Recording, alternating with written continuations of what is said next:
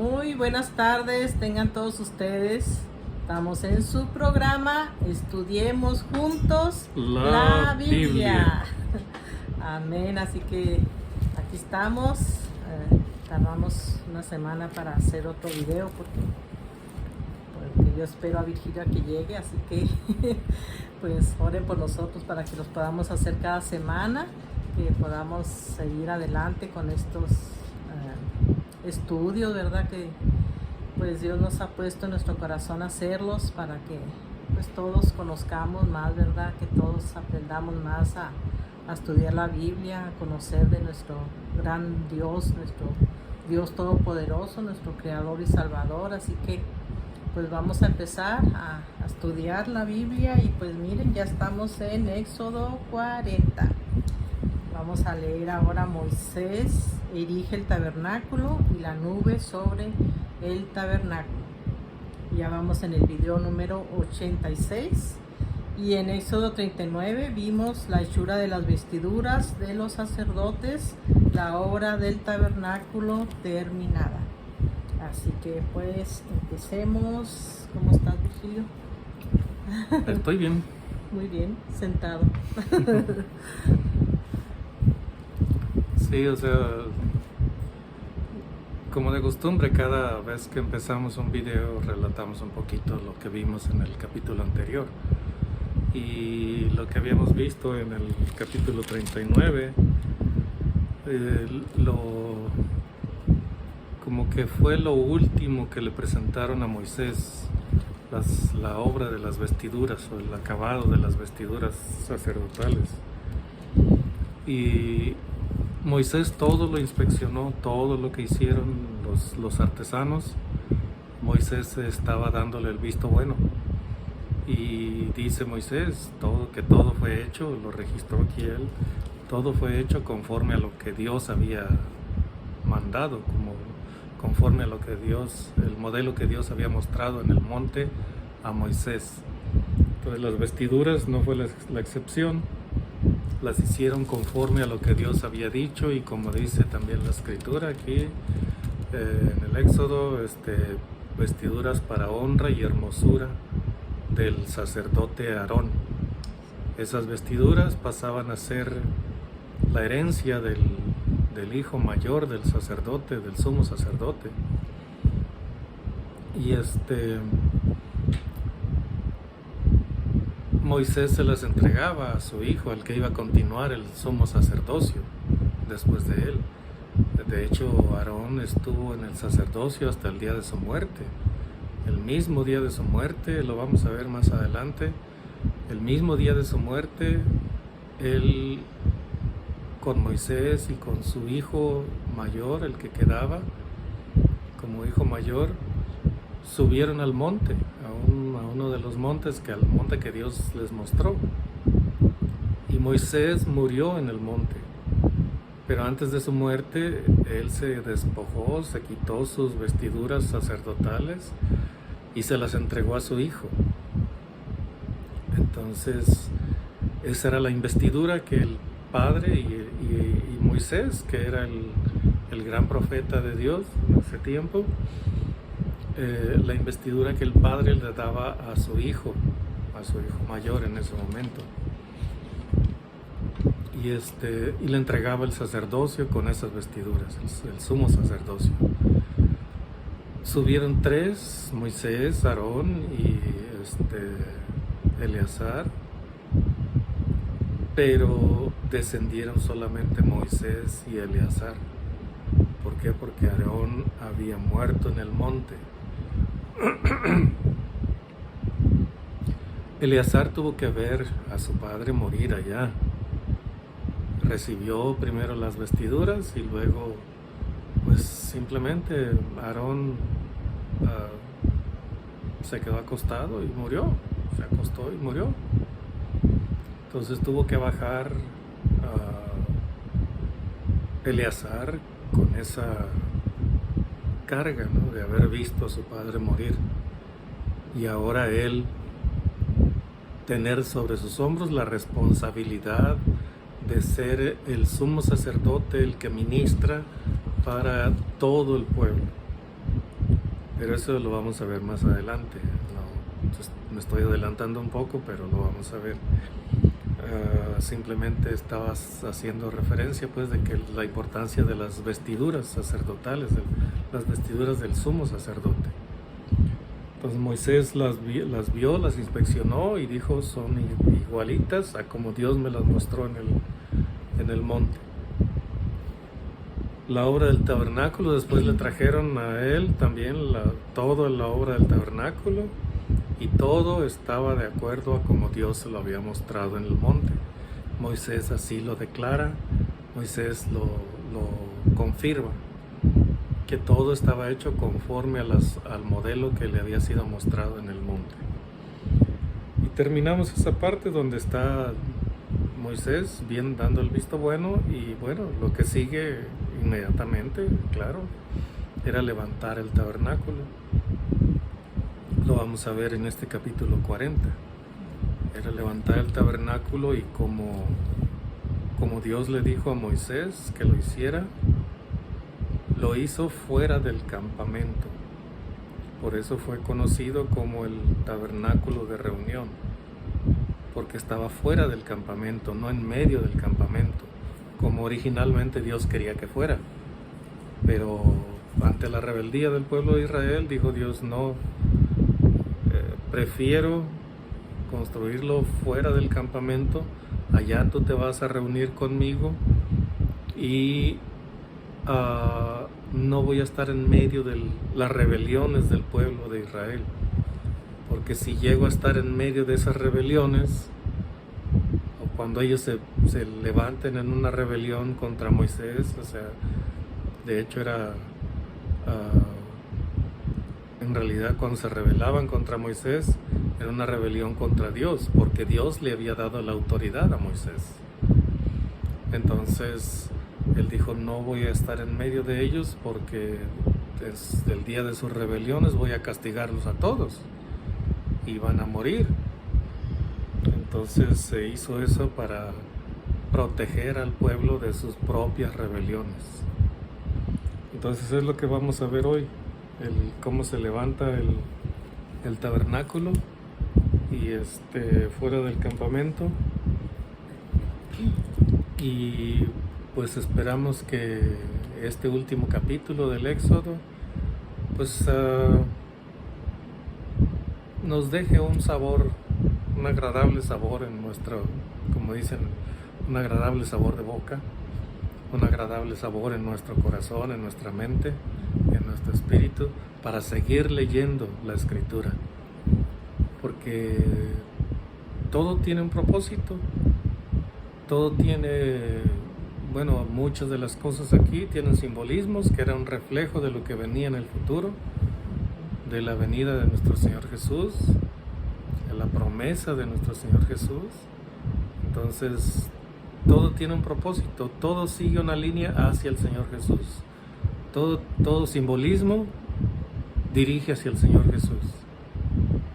La historia del pueblo de Israel dirige hacia el Señor Jesús, y con el Señor Jesús pues se nos dirige hacia al establecimiento de la iglesia cristiana gentil. La iglesia, se puede decir así, la iglesia cristiana judía pues fue la congregación en el desierto, y luego continuó con los jueces y con los reyes y todos ellos. Entonces ellos fueron la congregación de Dios. Con la venida del Nuevo Testamento y la venida del Señor Jesús, establece un nuevo ministerio que fue entregado a la iglesia gentil del Nuevo Testamento. Entonces esperamos que sea, ¿no?, de la lectura del Éxodo sea motivación para continuar hacia el siguiente libro, hacia el libro de los Levíticos, y luego Números, luego Deuteronomio, y así continuar hasta la venida del Señor Jesús. Empecemos con oración de nuevo. Bendito Dios y Padre, de nuevo estamos ante ti dándote gracias por esta lectura. Gracias que podemos hacerla y grabarla, compartirla de manera sencilla, simplemente haciendo una paráfrasis de lo que leemos. tratando de hacerla más sencilla, más accesible, más fácil de entender. Aunque hay cosas que son difíciles, Padre, con la guía de tu Espíritu podemos entenderlas y podemos discernir, Padre, la verdad de lo que tú quisiste decirnos. Gracias pues por este libro tan importante, este libro sagrado, que contiene, Padre, toda la historia de tus tratos con el pueblo de Israel primero y después de tus tratos con la iglesia gentil, la iglesia cristiana gentil. Gracias que podemos aprender de tu palabra muchísimas cosas, Padre, y tú nos diriges con tu Espíritu Santo.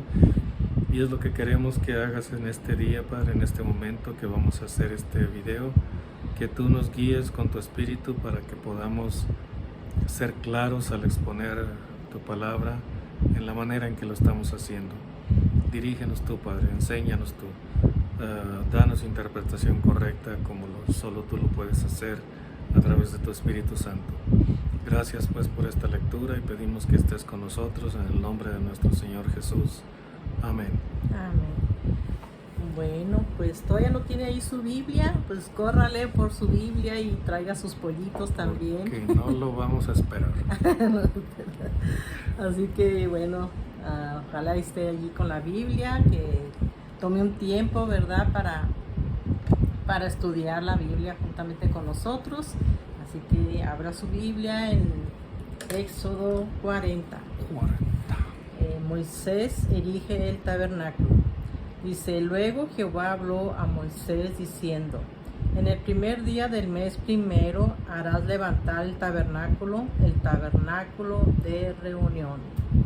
Y tengo aquí que dice que el tabernáculo fue el lugar donde se manifestaba la presencia de Dios y daba dirección a su pueblo mediante una nube de día y fuego de noche.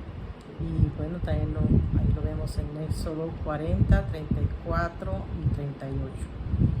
Y el tabernáculo estaba formado por tres partes: el atrio, el lugar santo y el lugar santísimo. Y bueno, en Isaías 33, 10 dice: ahora me levantaré, dice Jehová, ahora seré exaltado, ahora seré engrandecido. Así que eso es lo que se espera, ¿verdad? Que siempre que vamos a la iglesia exaltemos a nuestro Rey, a nuestro Dios, que siempre estemos adorándolo, no solamente en la iglesia, donde quiera podemos adorarlo, ¿verdad? Con nuestros hechos, con nuestras palabras, adorándolo en todo el tiempo, en todo lo que hagamos, en todo lo que hablemos, en todo lo que estemos pensando, siempre adorar a Dios, ¿verdad? Siempre sea Él el centro de nuestra vida, de nuestra mente, de nuestro cuerpo, en todo momento, siempre adorándolo. Y bueno, en Éxodo 43 dice: y pondrás en el arca del testimonio y lo cubrirás con el velo. Y dice que el arca del testimonio y el tabernáculo, dice, es un templo portátil. Atravesaron con Josué el río Jordán, camino de Jericó. El arca estuvo en Gilgal, junto al mar muerto, Betel y Silo. Pasó durante un tiempo a manos de los filisteos. La recuperaron los judíos y el rey David ordenó su traslado a Jerusalén. El arca desapareció cuando los babilonios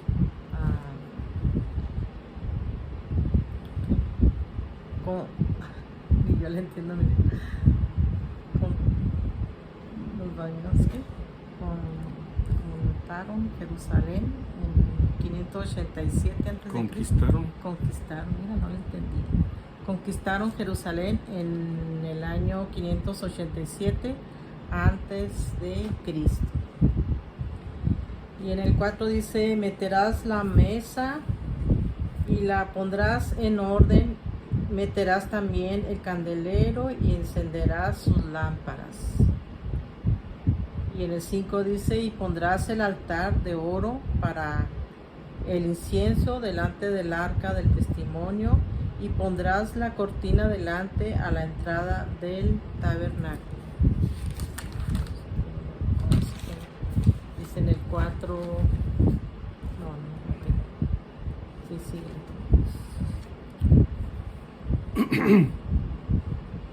Cuando está diciéndole Dios a Moisés, vas a hacer esto en orden. Entonces dice, hasta la fecha le dijo en que deberían levantar el tabernáculo. Dice, en el primer día del mes primero.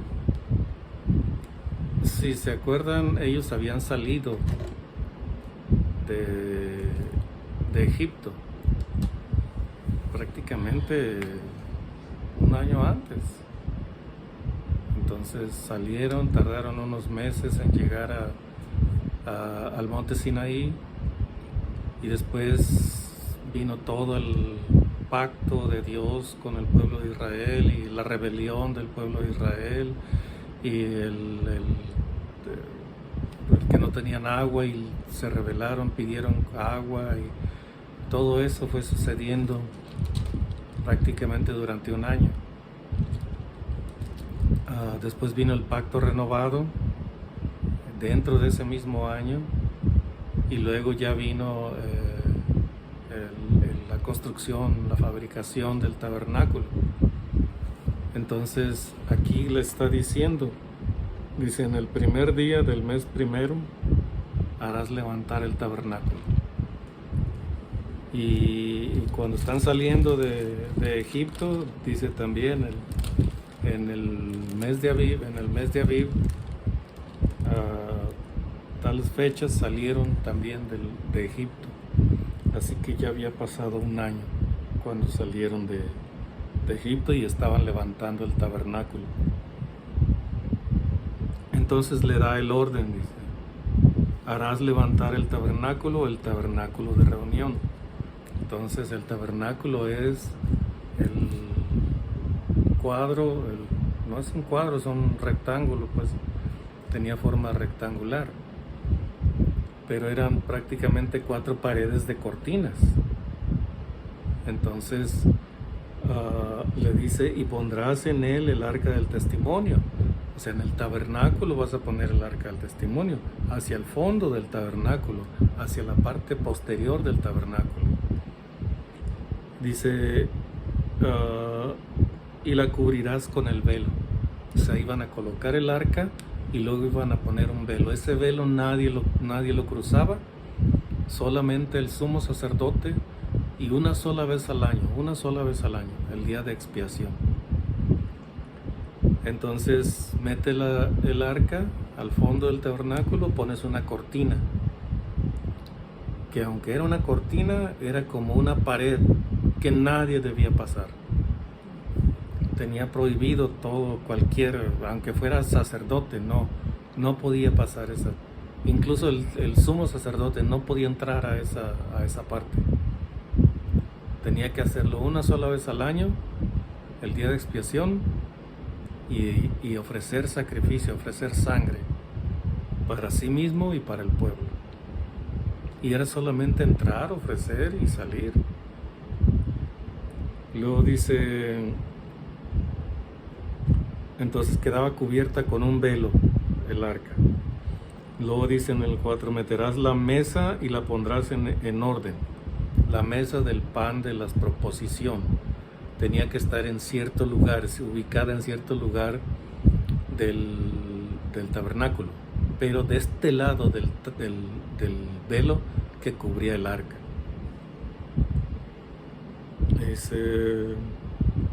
Meterás también el candelero y encenderás sus lámparas. También el candelero tenía su ubicación, no debía ser en ningún otro lugar más que en ese que Dios había dicho.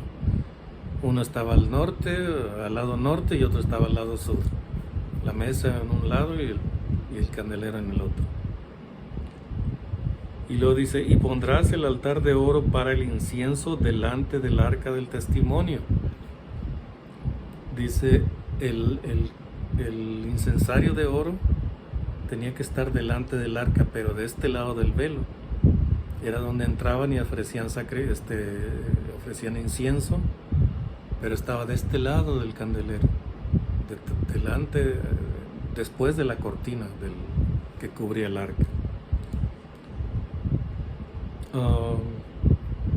Y luego, después de haber colocado el candelero, el incensario y la mesa, al final, a la parte de enfrente del tabernáculo, se iba a poner otro velo que impedía el paso hacia esas cosas. Solamente tenían que entrar los sacerdotes a ese lugar y tenían que entrar ceremonialmente limpios. Si uno no estaba limpio, tenía que entrar el otro que sí estaba limpio. Entonces, si los hijos de Aarón no estaban limpios, Aarón podía entrar, pero era trabajo de los sacerdotes de entrar, arreglar las lámparas del candelabro, perdón, cambiar los panes, en la noche encender las lámparas, por la mañana limpiarlas y cambiar los panes, poner pan fresco. Dice, una vez colocado todo eso, se cerraba la cortina, se ponía la cortina y ya quedaba el tabernáculo completo. Luego se ponían las cubiertas que llevaba el tabernáculo para proteger todo lo que estaba dentro, y después, lo vamos a ver aquí enseguida, el atrio del tabernáculo. En el 6 dice: después pondrás el altar del holocausto delante de la entrada del tabernáculo de reunión. El tabernáculo tenía esos utensilios, esos muebles, y no entraba nadie ahí más que los sacerdotes o el sumo sacerdote. Pero delante del tabernáculo estaba el altar. A la entrada del tabernáculo, el tabernáculo de reunión, el altar del holocausto. Luego pondrás la fuente entre el tabernáculo de reunión y el altar. O sea que estaba el altar a cierta distancia del tabernáculo, y en medio de esos dos, del tabernáculo y el altar, estaba aquí se me dice un mar, una fuente, que era como una pileta de agua, una pileta para agua, hecha de bronce, y de ahí agarraban agua, tomaban agua los sacerdotes para lavarse, para limpiar, lavar las ofrendas, los holocaustos, y quemarlos en el altar, o según fuera el rito, o si el ritual se hacía de una forma o se hacía de otra. Pero de allí, de esa fuente, tomaban agua.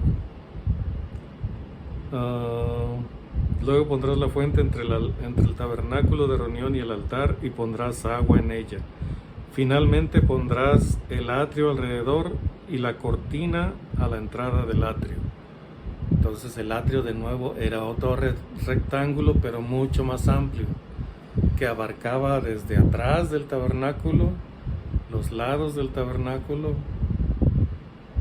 pero tenía mucho espacio hacia enfrente, y luego tenía en el frente una entrada grande, una entrada amplia, por donde llegaban las gentes con sus animales para sacrificarlos, y los sacerdotes los recibían y hacían todo el ritual. Degollaban a la víctima, recogían la sangre y, según fuera el caso, la untaban en los cuernos, con su dedo untaban en los cuernos del altar, o entraban diferentes ritos. O sea, en realidad hasta yo tengo dificultad para recordar todos esos ritos, pero era un rito de recoger la sangre y aplicarla sobre los cuernos del altar, o en algunos casos rociar sobre la persona que estaba ofreciendo el sacrificio. En otros casos entraban el sumo sacerdote al lugar santo, al lugar santísimo, y untaba también no untaba, sino presentaba la sangre ante el arca. Finalmente pondrás el atrio alrededor y la cortina a la entrada del atrio. La cortina era la puerta, que cerraba la entrada al atrio. Y tomarás el aceite de la unción y ungirás el tabernáculo y todo lo que está en él, y lo santificarás con todos sus utensilios, y será santo. O sea, tomaban el aceite de la unción, de ese mismo aceite se ungía también al sumo sacerdote, de ese mismo aceite se ungía a veces al rey, a alguien que iba a tener algún cargo importante. Entonces, con ese aceite se ungía el tabernáculo, se ungió el tabernáculo para que fuera un lugar santo, dedicado a Dios, para reunirse Dios con su pueblo. Luego dice, ungirás también el altar del holocausto y todos sus utensilios, y santificarás el altar, y será un altar santísimo. De nuevo, con el mismo aceite se ungían esos mobiliarios. Y una vez ungidos con el aceite de la unción, era, en este caso, como dice aquí, el altar era un altar santísimo. Todo lo que tocaba el altar era santificado por el altar. El Señor Jesús lo dijo así, porque los fariseos y saduceos y los escribas habían cambiado eso. Los fariseos y saduceos escribas decían, si una persona jura por el altar y no cumple, la implicación es eso, que si no cumple o no puede cumplir, no había problema. Pero si jura por la ofrenda del altar y se ve en dificultad para cumplir, tiene que hacer cualquier cosa, pero es deudor, tiene que cumplir. Es a fuerzas. Si alguno jura por la ofrenda que está sobre el altar. Y el Señor Jesús les dice, bueno, ¿quién no es el altar el que santifica la ofrenda? ¿Quién es más importante? ¿O qué es más importante, el altar o la ofrenda? Pues el altar. Porque una ofrenda, o sea, si no se ofrece sobre el altar, eso no tiene validez. Pero si se ofrece sobre el altar, entonces es una ofrenda santa, aceptable a Dios, olor grato, como dice la Escritura. Y luego decían, si alguno jura por el templo y por alguna razón no puede cumplir, no hay problema, se le perdona. Pero si jura por el oro del templo, entonces es deudor, tiene que cumplir a toda costa la promesa que hizo. Venda su casa, como dicen ahora los apóstoles y profetas de la prosperidad. Venda su casa y cumpla, porque fue una promesa por el oro del templo. Y les dice el Señor, bueno, ¿qué es más importante? ¿El templo que santifica el oro que está en el templo o el oro? El oro sí es metal valioso, pero por estar dentro del templo está santificado. Entonces, ¿qué es lo que santificó al oro? El templo, el lugar donde está. Fuera del templo es un metal que se usaba para acuñar monedas y hacer intercambios comerciales. Eso era todo el uso que tenía el oro fuera del templo. Pero una vez que es puesto allí dentro del templo, entonces es santificado. ¿Qué es más grande entonces? ¿El templo o el oro? Es el templo, es más grande, más importante. Entonces el Señor Jesús les dice, ustedes han invertido las cosas. O sea, ¿por qué obligan a las gentes por algo que no tiene valor? No, es que el altar es más valioso, es más importante. El templo es más valioso, más importante. Porque el altar santifica la ofrenda y el templo santifica todo lo que está dentro del templo. Entonces, cuando está hablando aquí de ungir estas cosas en el tabernáculo, y el tabernáculo, eso lo hace un lugar santo. Hay muchos simbolismos dentro de la Escritura. El aceite es un simbolismo del Espíritu Santo. El agua es un simbolismo palabra de Dios que lava a la persona. Entonces el aceite es un simbolismo del Espíritu Santo. La unción que se derramaba sobre el sacerdote era un simbolismo de que el Espíritu Santo había venido sobre esa persona y reposaba sobre esa persona. Por eso David no quería tocar al rey, porque decía él, la unción de Dios está sobre él. Fue derramado el aceite de la unción sobre él. Entonces, si cae en guerra, que caiga en guerra. Si se cumplen sus días y muere de vejez, que muera. Pero yo no voy a poner un dedo en la mano del ungido de Jehová. Así de trascendental era la unción que se le daba a las cosas con el aceite de la unción. Entonces, 11. Entonces dice, asimismo ungirás la fuente y su base y lo santificarás. Igualmente, con el aceite quedaba santificado la fuente y la base en la que estaba sentada la fuente. Y llevarás a Aarón y a sus hijos a la puerta del tabernáculo de reunión y los lavarás con agua. Y harás vestir a Aarón las vestiduras sagradas y lo ungirás y lo consagrarás para que sea mi sacerdote. Después harás que se acerquen sus hijos y les vestirás las túnicas y los ungirás como ungiste a su padre y serán mis sacerdotes y su padre serán mis sacerdotes y su unción les servirá por sacerdocio perpetuo por sus generaciones. Todo bien ordenado. Enseguida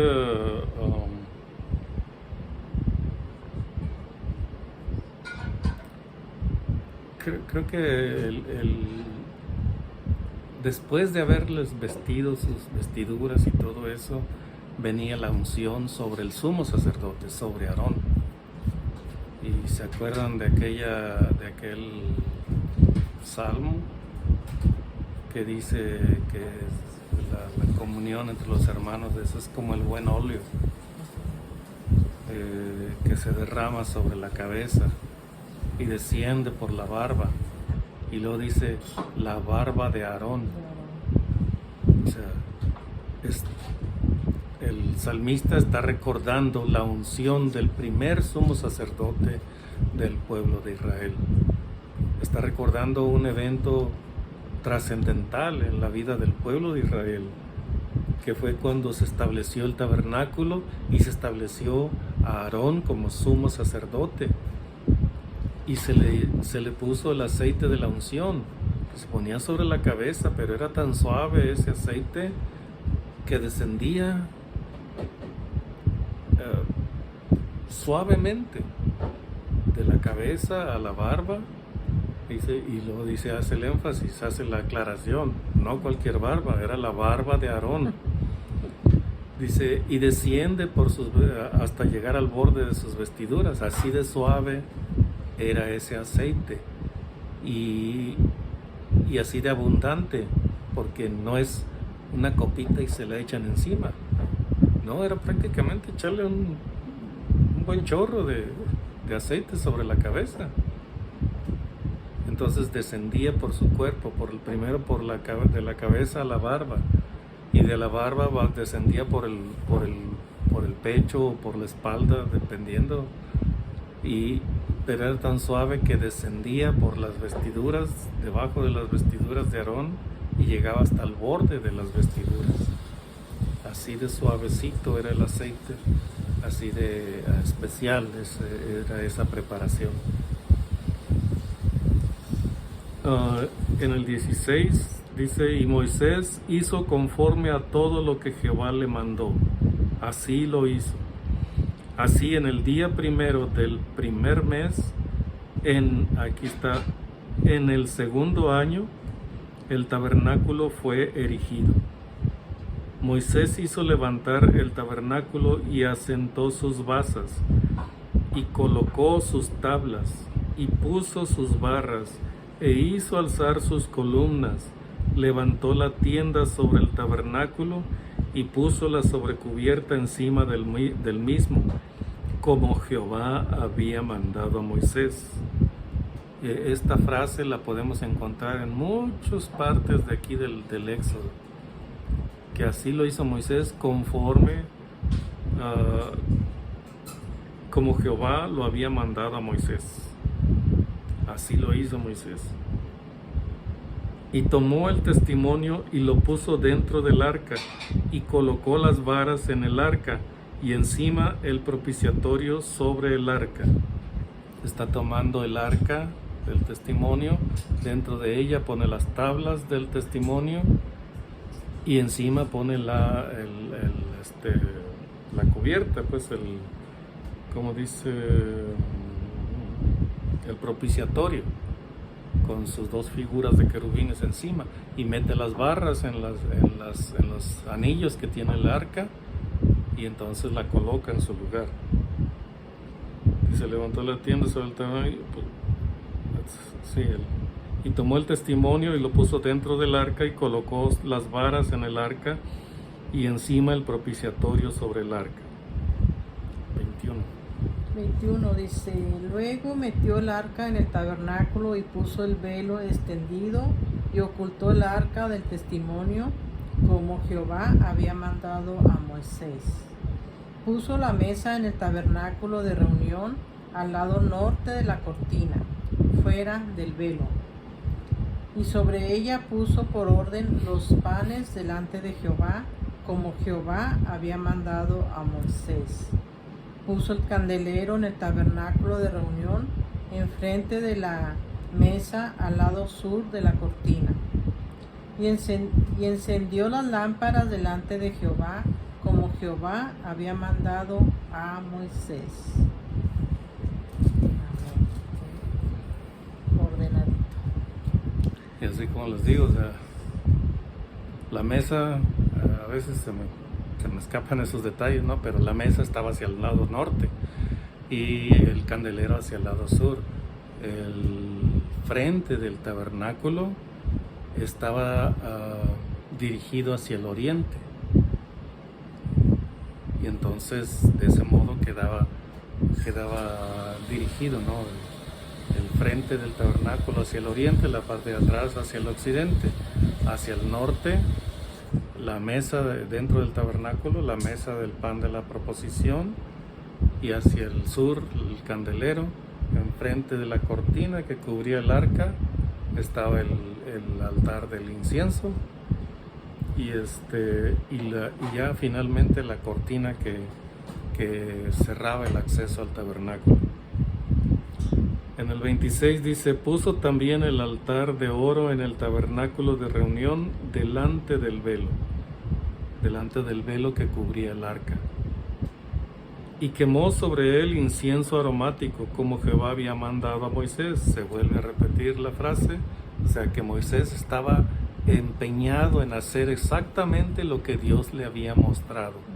Por eso él pone el énfasis, dice: así como Dios lo había mandado a Moisés. Dice: puso asimismo la cortina a la entrada del tabernáculo, la última parte del tabernáculo, la parte que cerraba el acceso al tabernáculo. Solamente los sacerdotes podían entrar en ciertas ceremonias que se hacían. Y colocó el altar del holocausto a la entrada del tabernáculo de reunión, y sacrificó sobre él holocausto y ofrenda, como Jehová había mandado a Moisés. Y puso la fuente entre el tabernáculo de reunión y el altar, y puso en ella agua para lavar. Yo voy a terminar esto y tú terminas lo último, ¿ok? Dice: y puso en ella agua para lavar. Y Moisés, el 31, y Moisés y Aarón y sus hijos lavaban en ella sus manos y sus pies, Cuando entraban en el tabernáculo de reunión y cuando se acercaban al altar, se lavaban como Jehová había mandado a Moisés. O sea, esa fuente era especial para eso. O sea, se acercaban al lugar santo o al tabernáculo y se tenían que lavar las manos y los pies. Solo para eso, ¿verdad? No lavaban ropa o No. otras cosas ahí. Incluso usaban agua de eso para lavar los intestinos de algunas ofrendas que se hacían. Entonces era un contenedor bastante grande, pero no se comparaba al tamaño del contenedor que hizo Salomón. Ahí a ese se le llamaba mar, porque era mucho más grande que esta fuente que se menciona aquí. Porque el altar, el tabernáculo era relativamente pequeño, el atrio era relativamente pequeño, comparado con el templo, era relativamente pequeño. Entonces, esta era una fuente, un contenedor más o menos pequeño. Digamos, tendría como un barril de los de ahora, ¿no? 50 galones. Entonces, en cambio, el mar que hizo Salomón en el templo, después en la construcción del templo, ese le cabían, por decir algo, 10 veces lo que le cabía a la fuente. En realidad no estoy seguro, nada más es una posibilidad. Era de tan grande que era ese mar que Salomón hizo. O sea, era muchísimo más grande que esta fuente. Dice, cuando entraban en el tabernáculo de reunión y cuando se acercaban al altar, se lavaban, como Jehová había mandado a Moisés. Finalmente erigió el atrio alrededor del tabernáculo y del altar y puso la cortina a la entrada del atrio. Así acabó Moisés la obra. Así acabó Moisés la obra. O sea, Moisés, hasta donde podemos leer aquí, no metió las manos en la fabricación de todo eso.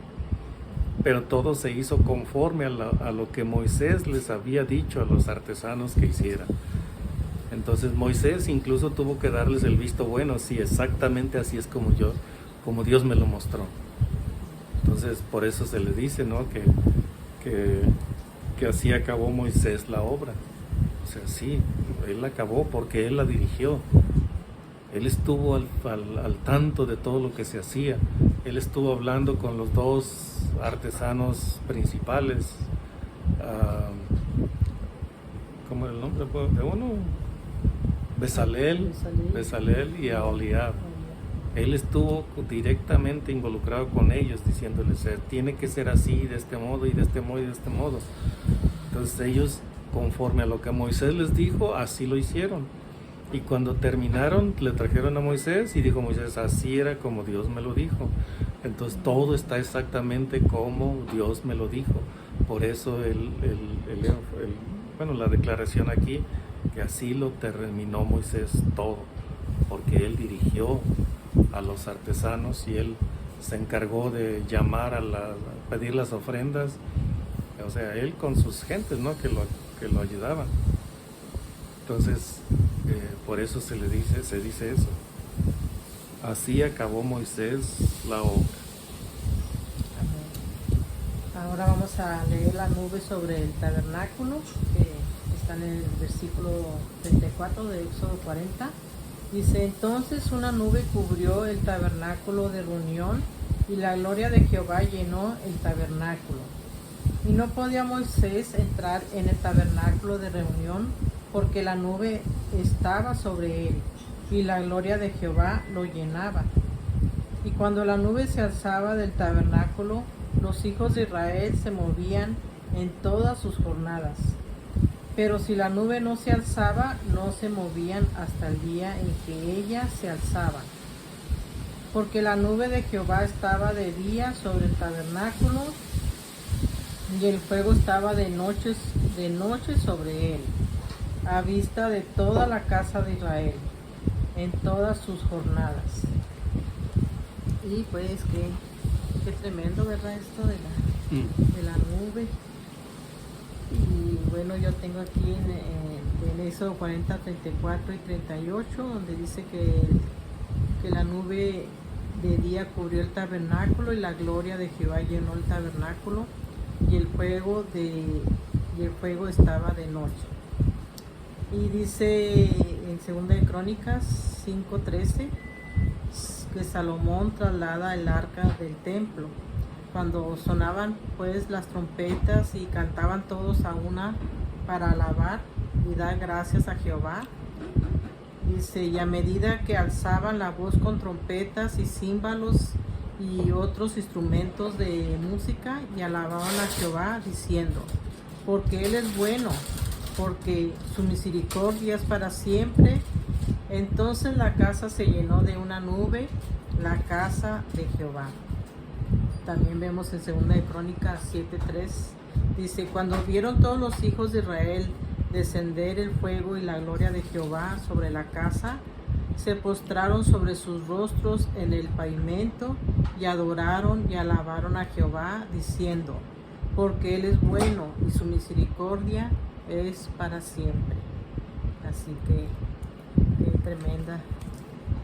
qué tremenda la palabra de Dios. No, pues ya con esto terminamos el libro del Éxodo. Viene el libro de Levíticos.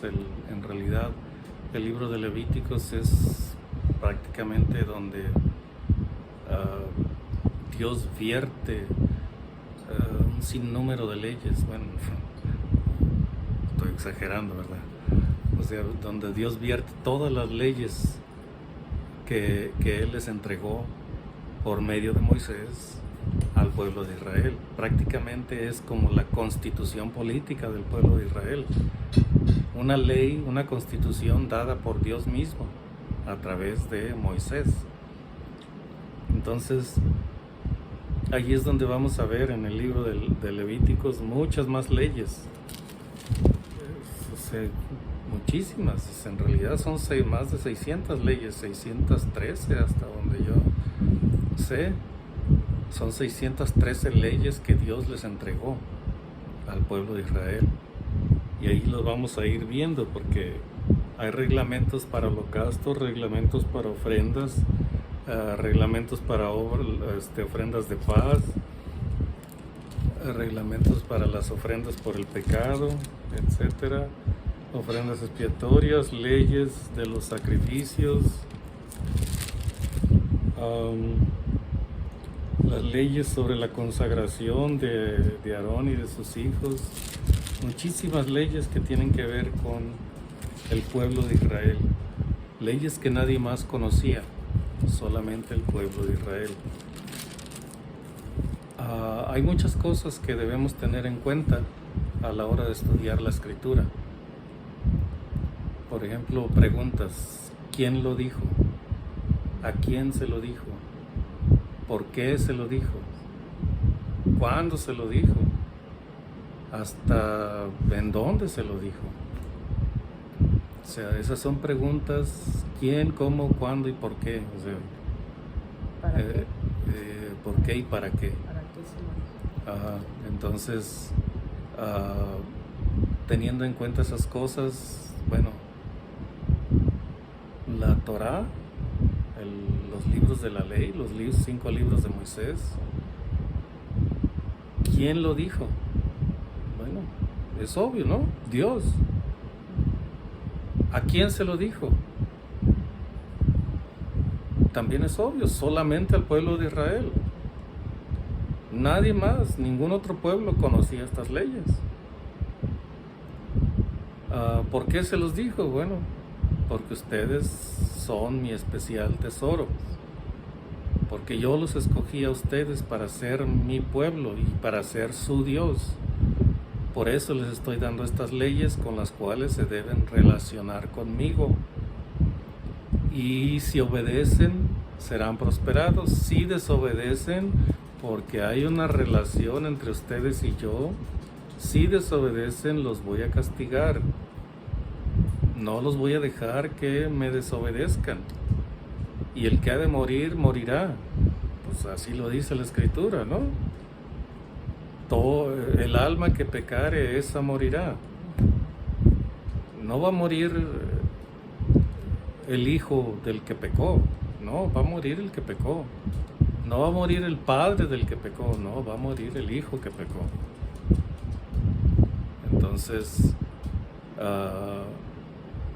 en una ocasión me preguntó alguien, ¿verdad? Dice que la Escritura revela que al final de los tiempos Dios va a salvar a todo Israel, a todos y cada uno de Israel. Entonces en aquel tiempo no le supe contestar, pues solamente dije, así parece. Pero no, o sea, Dios no es imparcial. Digo, Dios no está parcializado. Está trabajando con el pueblo de Israel, así como hoy está trabajando con la iglesia. Pero si en el pueblo de Israel o en la iglesia hay pecado, Dios no va a solapar ese pecado. Dios va a castigar al pecador, sea de Israel o sea de la iglesia. Lo va a castigar. Entonces, acuérdense lo que dice la parábola del trigo y la cizaña. Déjenlos crecer juntos y en la hora de la siega, arrancan la cizaña y la echan al fuego. Eso es castigo a quienes son cizaña dentro de la iglesia. Pero luego dice, y aparten el trigo y pónganlo en mi granero.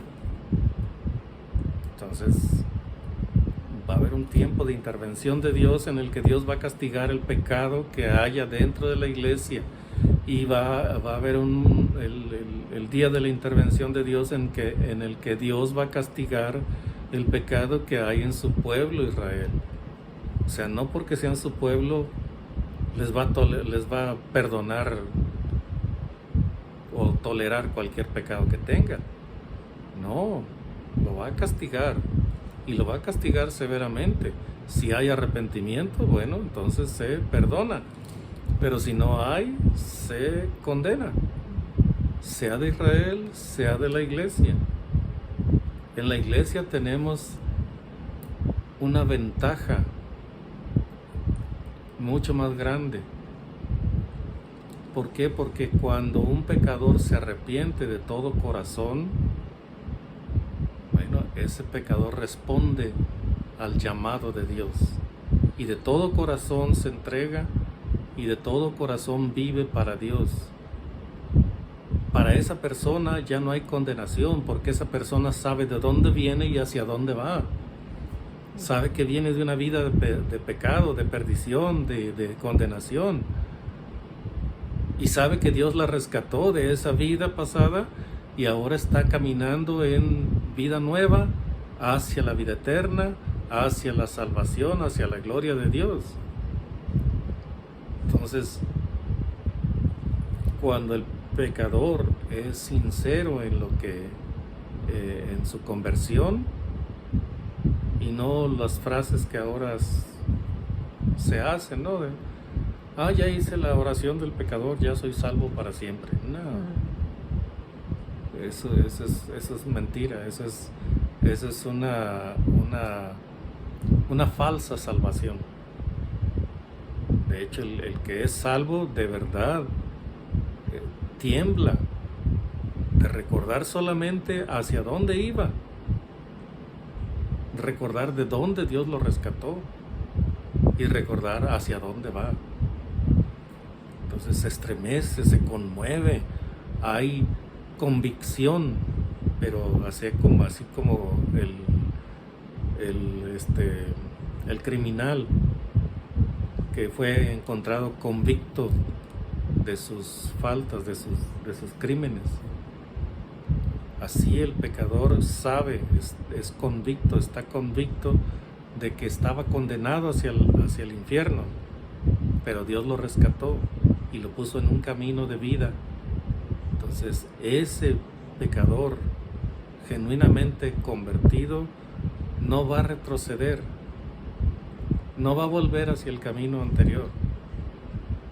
El que se convirtió así superficialmente, ese puede ser que caiga y de nuevo vuelva hacia el camino anterior que tenía, hacia el camino de la perdición. Judas estuvo entre los discípulos, escuchó las enseñanzas de Jesús, hablaba como los discípulos, caminaba como los discípulos, comía como los discípulos, dormía con ellos, dormía con el Señor Jesús, pero nunca estuvo convertido. Entonces, ¿qué pasó con él a la hora de que el Señor lo confrontó? Y solamente palabras así, bien sencillas. Cuando todos preguntaban, ¿quién es, Señor, el que te va a traicionar? Él dice, el que mete conmigo la mano al plato, y en ese momento estaba Judas metiendo la mano al plato. O sea, cuando él metió la mano a agarrar algo del plato, entonces Judas también. Pero él estaba recordando una escritura, pero exactamente en ese momento estaba cumpliéndose esa escritura. Y tomó un bocado él, el Señor Jesús, y se lo dio a Judas. Le dice, lo que vas a hacer, hazlo más pronto. Y Judas se comió el bocado. Dice, en ese momento el diablo entró en Judas. ¿Por qué entró el diablo en Judas? Porque no estaba el Espíritu de Dios en Judas. Entonces el diablo entró como en su casa. Y entonces Judas hizo la traición y todo eso. Entonces, ¿qué fue lo que hizo Pedro? Y los demás lo abandonaron en el día de su arresto. Lo abandonaron. Pedro lo negó, quiso permanecer junto a su maestro porque le había dicho, yo estoy dispuesto a ir contigo hasta la muerte, yo estoy dispuesto a ir contigo a la cárcel. Dice, hasta la muerte estoy dispuesto a ir. Entonces quiso permanecer con él, pero a la hora de que lo confrontaron, tuvo temor de una criada que lo estaba acusando de ser discípulo de Jesús. Y hasta maldijo, puso una maldición sobre él. La maldición en aquel tiempo era, así me haga Dios y aún me añada. Yo no conozco a ese hombre. O sea, que Dios está diciendo, que Dios me castigue, es lo que está diciendo. Si lo que digo es mentira, yo no lo conozco. Entonces, todos lo abandonaron. El único que regresó después fue Juan, el apóstol. Pero todos lo abandonaron. Y Pedro lo negó allí 3 veces. Entonces, ¿qué sucedió con todos los discípulos? Que se arrepintieron de lo que hicieron. Judas no se pudo arrepentir. ¿Por qué? Porque